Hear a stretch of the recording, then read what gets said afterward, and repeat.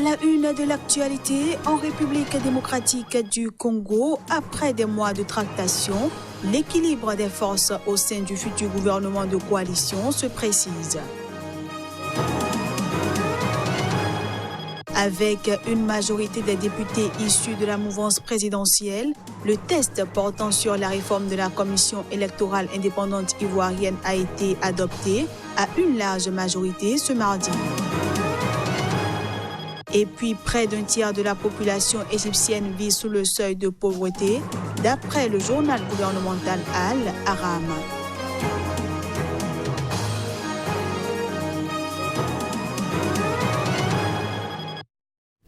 Voilà pour le sommaire. À toutes et à tous, bienvenue. En République démocratique du Congo, l'équilibre des forces au sein du futur gouvernement de coalition se précise. On en sait désormais plus sur la répartition des postes régaliens.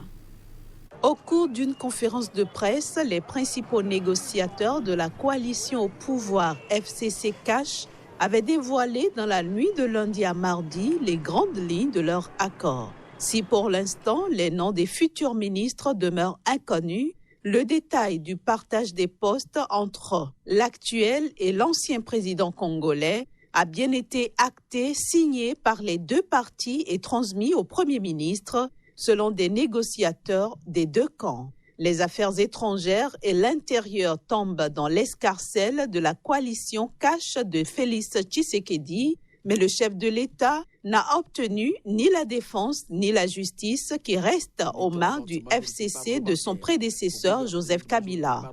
Dans le secteur économique tout aussi convoité, CACH obtient finalement, selon RFI, les ministères du budget et de l'économie, tandis que le FCC conserve la main sur les très stratégiques ministères des Mines et des Finances, un portefeuille que le président Tshisekedi a tenté jusqu'au bout de conserver. Le FCC de Joseph Kabila obtient donc au total 31 des 48 postes de ministres titulaires, sans compter les postes de vice-ministres, contre 17 pour le camp du nouveau président, soit environ 35%.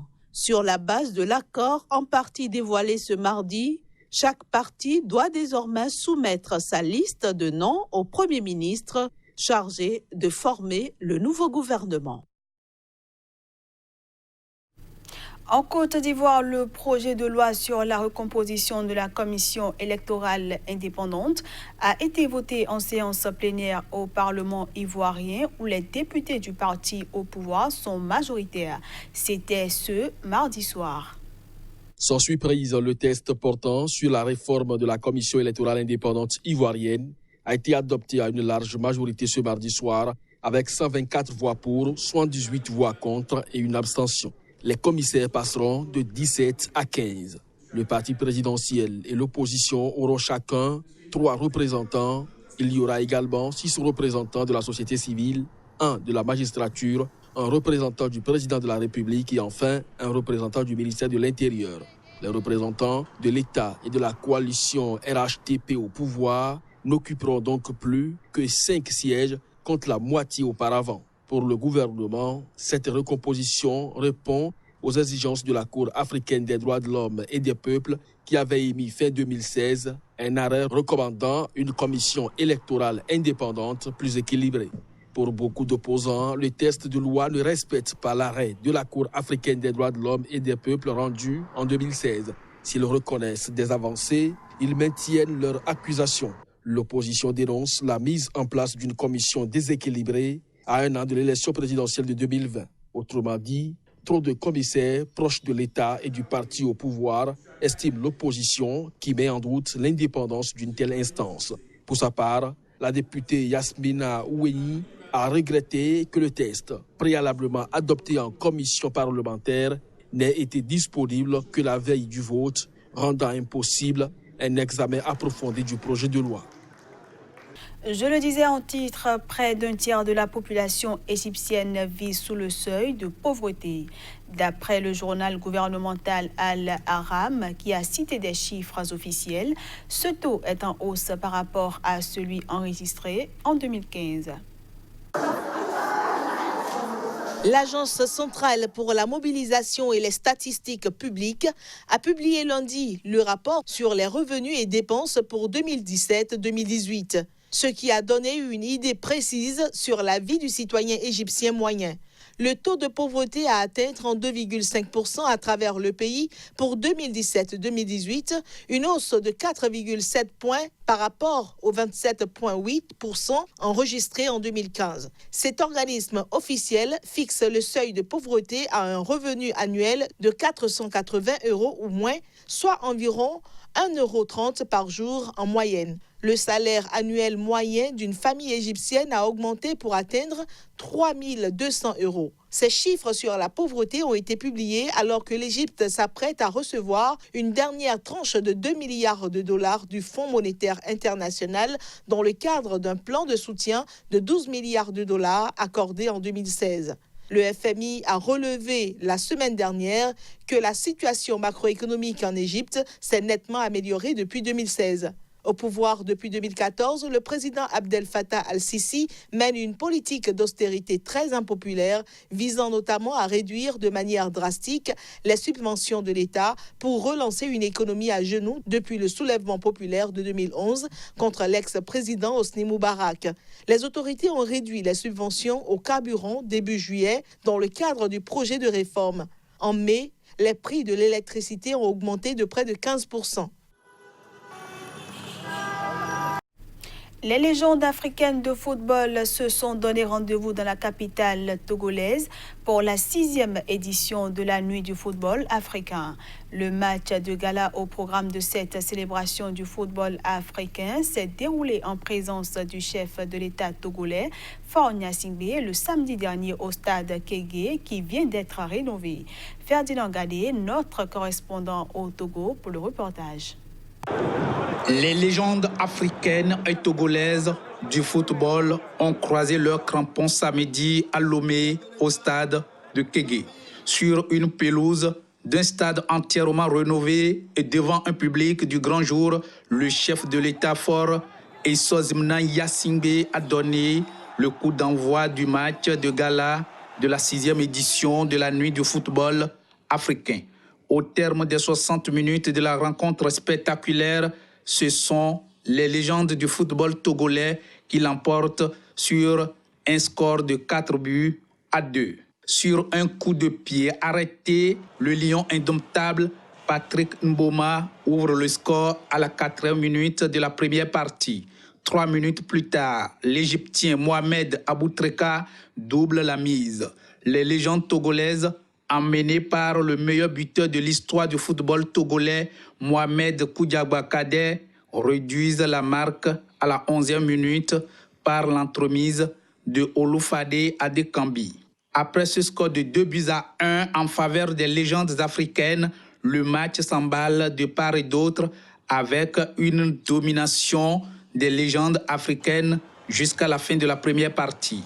À la reprise, les légendes togolaises monopolisent la balle et dominent le jeu. 10 minutes après la reprise, Koudiaba-Kadé remet les pendules à l'heure sur un but extraordinaire. Remontés par cette égalisation, les légendes togolaises vont marquer un 3e but par l'intermédiaire de Olufade Adekambi qui signe ainsi son doublé de la soirée. Les légendes africaines qui ont régalé le grand public sportif ayant fait le déplacement n'ont pu franchir la défense des légendes togolaises qui s'offrent un 4e but en fin de partie, sifflé par l'arbitre Diaupé Claude. Au terme des 60 minutes du match qui les a opposés à leurs homologues togolais, certaines légendes africaines se sont prononcées sur l'avenir du football togolais. Suivons ici les anciens joueurs sénégalais et congolais El Hadj Diouf et Florent Mbengue. Ils sont au micro de notre correspondant à Lomé, Ferdinand Gadé. La nuit du football africain, c'est pour la génération à venir. Nous, on a fait ce qu'on avait pu pour participer au développement de l'Afrique. Et aujourd'hui, c'est une récompense. Et on joue que pour des moments comme ça. Et quand on voit un État, une République qui fait un stade aussi magnifique, et pour un match de charité aussi comble, je crois que l'avenir du football togolais doit être meilleur. Le dernier match face aux voisins, c'est pas simple au Bénin. Mais disons que le Togo n'est pas loin et il continue à travailler. Il y a un potentiel qui est là, mais il ne faut pas être catastrophé parce qu'on ne s'est pas qualifié. Au contraire, il faut tirer les leçons pour pouvoir aller de l'avant. On passe à présent à la revue de presse Afrique.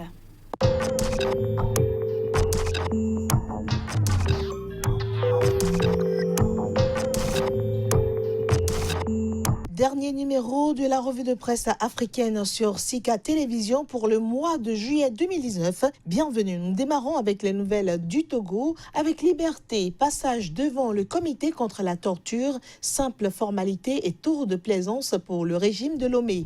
Togo Matin, mise en œuvre du PUDC, 145 000 Togolais ont accès à l'énergie propre. Du côté du Cameroun, l'actualité est tout aussi riche. L'œil du Sahel nous propose politique, FSNC, les têtes du vice-président et de la SG réclamées. Pendant ce temps, le Messager nous écrit Cameroun, vivre ensemble, le malheur du silence. Repère, Géovic exploitation minière, un bluff à 235 milliards. Le soir, Hebdo. Au cœur de la prison centrale de Yaoundé, Kondengui pense ses plaies, blessures et problèmes de surpopulation. L'économie à présent. Énergie, 10 000 zones rurales sans électricité depuis l'indépendance. Passons à présent aux nouvelles de la Côte d'Ivoire. Nous démarrons avec le Jour Plus. Réforme de la CEI, le projet de loi voté par les députés hier. Le nouveau réveil, Bédié Gbagbo, Guy Kawe livre des secrets de la rencontre de Bruxelles. Gbagbo pourrait venir voir Bédié à Paris si le bélier intrépide rencontre de Bruxelles, Bédié scelle la reconquête du pouvoir. Puis le sursaut, Guillaume Soro, je demande pardon. La survie de la nation est plus forte que nos petites vies. Un tour à présent au Sénégal pour retrouver le témoin. Retrouvailles au Parti socialiste. Pourquoi les dissidents veulent revenir dans la maison du père. Sud Quotidien, retrouvailles et rapprochement du leader de PASTEF avec Maître Wade. Sonko au défi de la réelle politique. Du côté du Burkina Faso à présent, l'Express du Faso nous écrit l'UPC dans les cascades. Il y a assez de baobab pour terrasser le MPP au premier tour. Dixit Zéphirin Diabré. Le pays à présent, conseil conjoint de gouvernement, plusieurs projets d'accord validés en attendant d'être signés. Puis pour finir, le quotidien, axe Ouagadougou-Yamoussoukro, plus de 345 milliards d'échanges commerciaux en 2018. C'était votre revue de presse sur Sika Télévision. Merci de nous avoir suivis.